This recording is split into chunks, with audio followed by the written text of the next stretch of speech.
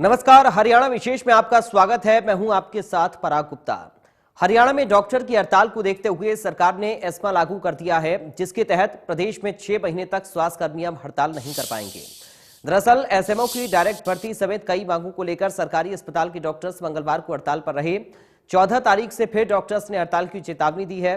Corona काल में हड़ताल को देखते हुए सरकार ने फैसला लिया है। स्वास्थ्य मंत्री अनिल विज ने कहा कि कोरोना की लड़ाई में एक डॉक्टर का समूह बाधा बन रहा है, जबकि सरकार का उनकी मांगों को लेकर सकारात्मक रुख है। किसी भी नई चीज में वक्त लगता है, सरकार इस पर काम कर रही है। बावजूद इसके डॉक्टर्स का एक समूह साजिश के तहत हड़ताल कर रहा है। मुझको लगता है इनके पीछे कोई है जो कोरोना के खिलाफ इस लड़ाई में विघन डालना चाहता है, इसलिए हमें एस्मा लगाना पड़ा। सारा देश कोरोना की लड़ाई लड़ रहा है। ऐसे समय में डॉक्टरों के एक समूह ने हड़ताल पर जाने की घोषणा करके उस लड़ाई में बाधा डालने का काम किया है। मैंने उसी वक्त स्वीकार करके वो मुख्यमंत्री जी के पास और अन्य विभागों के पास भेज दी थी। हमारा सकारात्मक रुख था और कल मुख्यमंत्री जी के साथ बैठक होने के बाद उनकी सैद्धांतिक मंजूरी भी दे दी गई थी। अब कोई नई चीज करनी है तो कई विभागों में जाती है फाइल, उसमें समय भी लगता है। चलिए अब आपको बताते हैं कि आखिर एस्मा है क्या। दरअसल आपको बता दें, एस्मा है क्या। एसेंशियल सर्विसेज मैनेजमेंट एक्ट 1968 में लागू हुआ था और एस्मा हड़ताल रोकने के लिए लगाया जाता है। इसकी जो अवधि होती है वो 6 महीने तक की हो सकती है। 6 महीने तक के लिए एस्मा लगाया जा सकता है। एस्मा का उल्लंघन करने पर सजा का भी प्रावधान होता है, यानी कि अगर कोई इसका उल्लंघन करता है, एस्मा लगने के बाद भी हड़ताल पर जाता है, प्रदर्शन करता है, तो फिर दंडात्मक कार्रवाई भी हो सकती है। अब आपको बताते हैं कि आखिर किसी भी सरकार को आखिर एस्मा लगाने की जरूरत क्यों पड़ती है और एस्मा लागू होने के बाद किस तरह से असर पड़ता है। तो कोरोना काल में डॉक्टर्स की हड़ताल को रोकने के लिए एस्मा लगाया गया है, क्योंकि एसेंशियल सर्विसेज मैनेजमेंट एक्ट जरूरी सेवाएं प्रभावित ना हो, हड़ताल से स्वास्थ्य सेवाओं पर असर ना पड़े, इसके लिए यह फैसला लिया गया है। अब एस्मा लगने के बाद स्वास्थ्यकर्मी 6 महीने तक हड़ताल पर नहीं जा सकेंगे। HCMSA के आह्वान पर आज प्रदेश भर में यह हड़ताल थी और जो सरकारी अस्पतालों में ओपीडी की सेवाएं हैं वो आज ठप रहीं, जिससे कि मरीजों को दिक्कत हुई। 14 जनवरी से फिर हड़ताल की चेतावनी थी स्वास्थ्यकर्मियों की, तो ऐसे में यह फैसला सरकार की ओर से लिया गया। प्रदेश में सभी सरकारी अस्पताल और स्वास्थ्य केंद्रों में मौजूद डॉक्टर्स 1 दिवसीय हड़ताल पर रहे। दरअसल सभी डॉक्टर प्रदेश में एसएमओ की सीधी भर्ती के विरोध कर रहे हैं, जिससे कि अस्पताल और स्वास्थ्य केंद्रों पर ओपीडी सेवाएं बंद रहीं।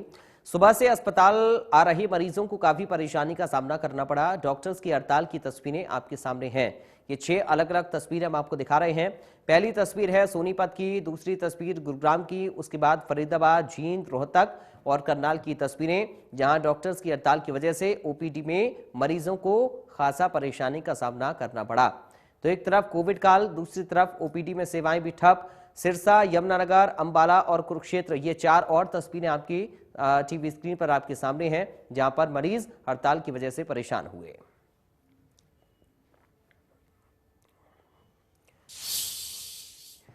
अब आपको ग्राफिक्स के जरिए दिखाते हैं कि आखिर डॉक्टर्स की हड़ताल करने पर क्यों मजबूर हैं और उनकी मांगें आखिर क्या कुछ हैं। तो एसएमओ की डायरेक्ट भर्ती का विरोध डॉक्टर्स की ओर से किया जा रहा है और इसकी वजह से ही डॉक्टर्स ने आज हड़ताल रखी थी और उसके बाद 14 तारीख से भी हड़ताल की चेतावनी दी थी।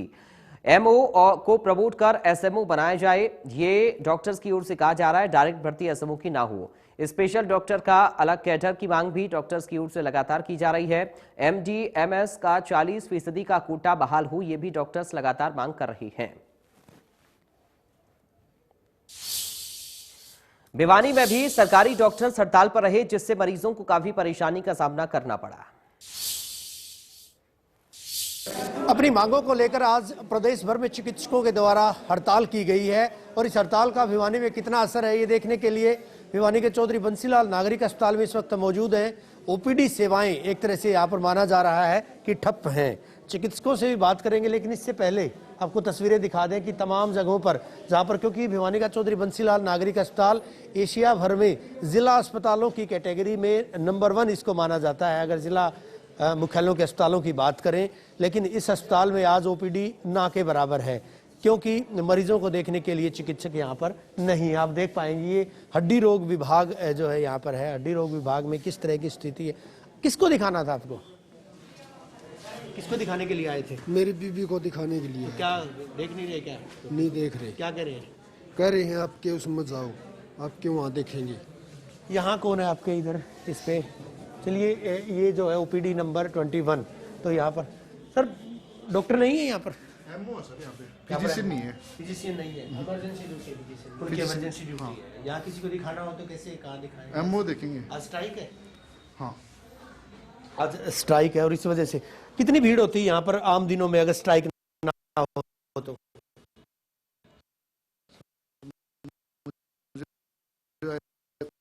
कोई आइडिया नहीं, मैं यहाँ पे नहीं रहता। पहली बार मेरे फर्स्ट टाइम ड्यूटी लगी मुझे।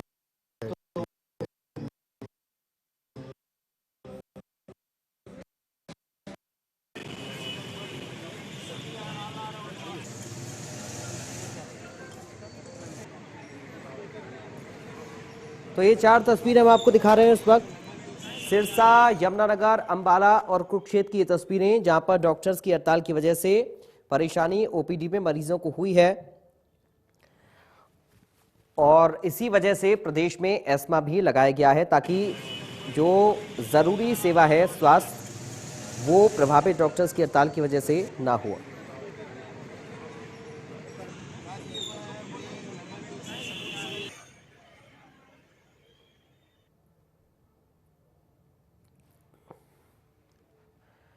तो हड़ताल पर डॉक्टर आज रहे, जिसकी वजह से कई जगह पर ये तस्वीरें सामने आई हैं। कई जगह से अलग अलग शहरों से, हरियाणा के, जहां पर परेशानी ओपीडी में मरीजों को हुई।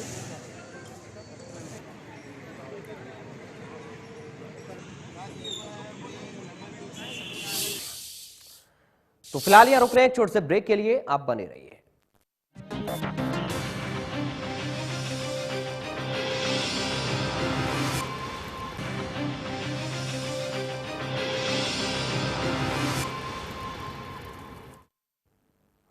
ब्रेक के बाद स्वागत है आपका। बढ़ते आगे, गोला चीका पहुंचे सांसद नायब सैनी ने 5 राज्यों में होने वाले विधानसभा चुनाव को लेकर अपनी प्रतिक्रिया दी और मीडिया से बातचीत करते हुए उन्होंने कहा कि प्रधानमंत्री नरेंद्र मोदी के नेतृत्व में बेहतर काम बीजेपी सरकार ने किया है, इसलिए होने वाले 5 राज्यों में विधानसभा चुनाव में भी जनता भारतीय जनता पार्टी को ही चुनेगी। दरअसल देश में प्रत्येक वर्ग के लोगों के हित के काम हुए हैं, जिससे प्रदेश का हर नागरिक खुश है, विकसित है। फिरोजपुर में प्रधानमंत्री की सुरक्षा चूक मामले को लेकर भी उन्होंने कांग्रेस पर निशाना साधा। नायब सैनी ने कांग्रेस को लूट का दल बताते हुए कहा कि पिछले 7 सालों में बीजेपी सरकार ने बिना पर्ची खर्ची के 1 लाख युवाओं को रोजगार दिया। मुख्यमंत्री मनोहर लाल प्रदेश के विकास के लिए वचनबद्ध हैं। देश के अंदर गरीब के हित में काम किए हैं और उसका लाभ डायरेक्ट पहुंच रहा है। लोग आज उन सब बातों को लेकर के खुश हैं। आज भारतीय जनता पार्टी 5 राज्यों में भारी बहुमत से अपनी सरकार बनाएगी। पंजाब में भी बनाएगी, उत्तराखंड में भी बनाएगी, मणिपुर में भी बनाएगी, गोवा में भी बनाएगी, उत्तराखंड में भी बनाएगी, उत्तर प्रदेश में भी बनाएगी। कांग्रेस की एक बड़ी ये गंदी सोच, एक इतनी बड़ी हरकत कि वहां से जहां प्रधानमंत्री जी को रोका गया उस स्थान से मात्र 15 किलोमीटर दूरी के ऊपर पाकिस्तान का बॉर्डर, कोई ज्यादा दूर भी नहीं। आधा घंटा तक प्रधानमंत्री जी खड़े रहते हैं और पूरा का पूरा पंजाब सरकार के ध्यान में 3 दिन पहले सारा का सारा कार्यक्रम। मंत्री जी लगातार हरियाणा प्रदेश के विकास को आगे बढ़ाने के लिए दिन रात काम कर रहे हैं। केंद्र की कोई भी योजना है, उस योजना को तुरंत लोगों को लाभ मिले, उसको धरातल पर उतारने का काम करते हैं, और ताकि लोगों को उसका लाभ मिलना चाहिए। पंचकुला पहुंचे रणजीत चौटाला ने सोलर वाटर प्लांट का भी जिक्र किया और साथ ही उनकी ओर से यह भी कहा गया कि सौर ऊर्जा पर हम लोग ध्यान दे रहे हैं। दरअसल पंचकुला में बिजली मंत्री रणजीत सिंह ने नवीन एवं नवीनीकरण ऊर्जा विभाग की ओर से आयोजित राज्य स्तरीय ऊर्जा संरक्षण पुरस्कार वितरण कार्यक्रम में हिस्सा लिया था और इस मौके पर उन्होंने ऊर्जा संरक्षण के क्षेत्र में उल्लेखनीय कार्य करने के लिए उद्योगों, भवन मालिकों और शैक्षणिक संस्थाओं को सम्मानित किया। कार्यक्रम में उन्होंने best practice on energy conservation for hospitals नाम की हैंडबुक का विमोचन भी किया और कार्यक्रम को संबोधित करते हुए उन्होंने कहा कि किसान 2021 से 22 के लिए 22,000 सोलर ट्यूबवेल कनेक्शन देने का लक्ष्य उनको निर्धारित किया गया है, जिसमें से अब तक 15,000 सोलर ट्यूबवेल कनेक्शन सरकार बांट चुकी है। सरकार 2022 से 23 तक प्रदेश को 50,000 सोलर ट्यूबवेल कनेक्शन दे देगी।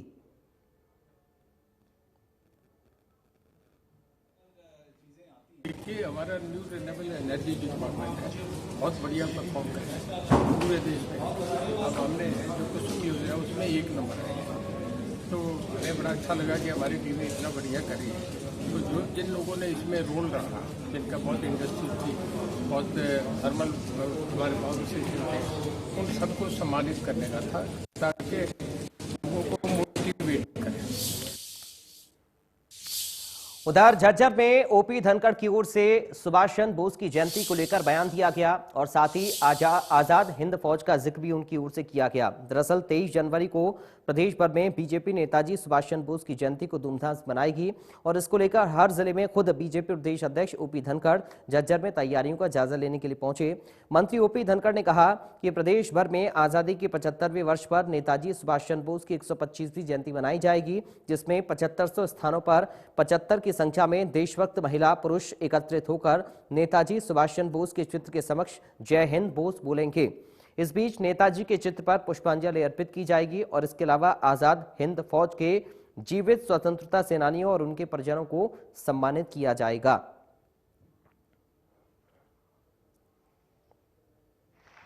एक हिस्सेदार हैं 1857 में जिन्होंने प्रथम स्वतंत्रता संग्राम में हिस्सा लिया।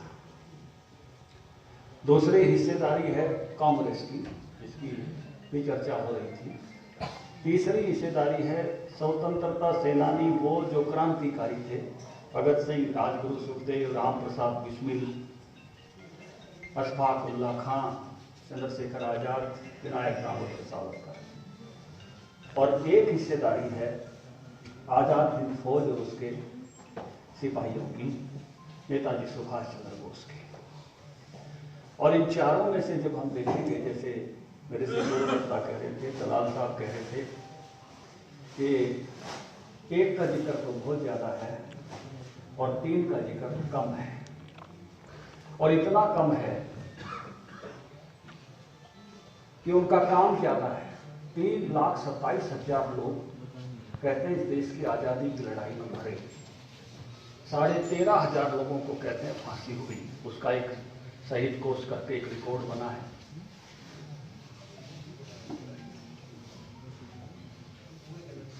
क्यों कम है? उसका एक कारण है, जब सूर्य निकलता है तो चांद ठेकरे सा हो जाता है। अपने कहावत है हरियाणा, क्योंकि जो त्याग है, जो तपस्या है, जो बलिदान है, वो बलिदान की ऐसी कथाएं हैं कि रोमांच करती है शरीर में। उपलक्ष्य में पूरे प्रदेश में सरकार की तरफ से, पार्टी की तरफ से तरह तरह के कार्यक्रम का आयोजन किया जा रहा है और इसका मकसद यही है कि हमारी आज़ादी प्राप्त करने के लिए जिन वीर सेनानियों ने, शहीदों ने कुर्बानियाँ दी, आने वाली पीढ़ी उसको याद रखे, उनकी गौरव गाथाओं की जानकारी लोगों को मिले। और हमारी सरकार भी पूरा साल तरह तरह के कार्यक्रम करेगी। और 23 जनवरी का जो कार्यक्रम भारतीय जनता पार्टी ने रखा है, नेताजी सुभाष चंद्र बोस की याद में, जिनका योगदान देश की आज़ादी में सबसे ज़्यादा है, और हरियाणा का बच्चा बच्चा उनकी कुर्बानी को मानता है। कोविड के संक्रमण को देखते हुए दिल्ली में पाबंदियों को और ज्यादा बढ़ा दिया गया है। दरअसल वीकेंड कर्फ्यू और नाइट कर्फ्यू तो पहले से ही दिल्ली में घोषित था, लेकिन अभी कुछ और पाबंदियां दिल्ली सरकार की ओर से बढ़ा दी गई हैं, जिसको देखते हुए कोविड के केसेस बढ़ रहे हैं और जो संकट लगातार कोविड का बढ़ रहा है। अब दिल्ली में सभी प्राइवेट दफ्तरों को पूरी तरह से बंद करने का आदेश भी दे दिया गया है। कर्मचारी जो हैं प्राइवेट दफ्तर के वर्क फ्रॉम होम करेंगे और दिल्ली डिजास्टर मैनेजमेंट अथॉरिटी की ओर से आदेश दिया गया है। अभी प्राइवेट दफ्तर में 50% लोग आ रहे थे, लेकिन अब सभी प्राइवेट दफ्तरों को बंद करने के आदेश हैं। और आदेश के तहत राजधानी में सभी जो रेस्टोरेंट हैं, बार हैं, उनको भी बंद कर दिया गया है। फूड आइटम्स की होम डिलीवरी हो पाएगी और टेक अवे की सुविधा भी मिलेगी।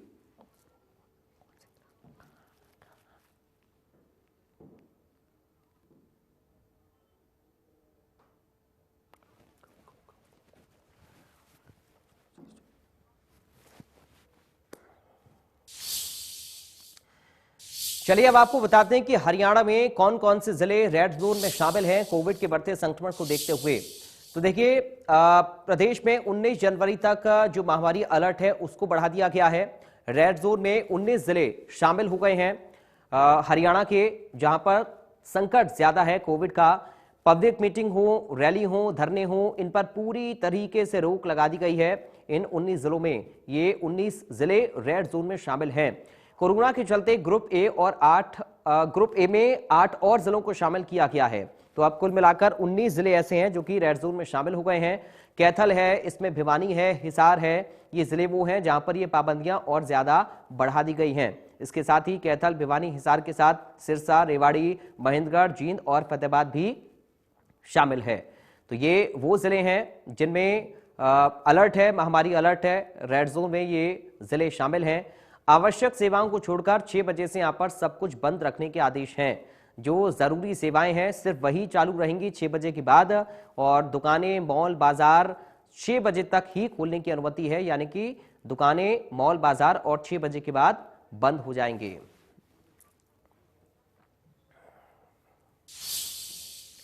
तो फिलहाल हरियाणा विशेष में अभी के लिए इतना ही। बाकी खबरों के लिए आप देखते रहिए इंडिया न्यूज।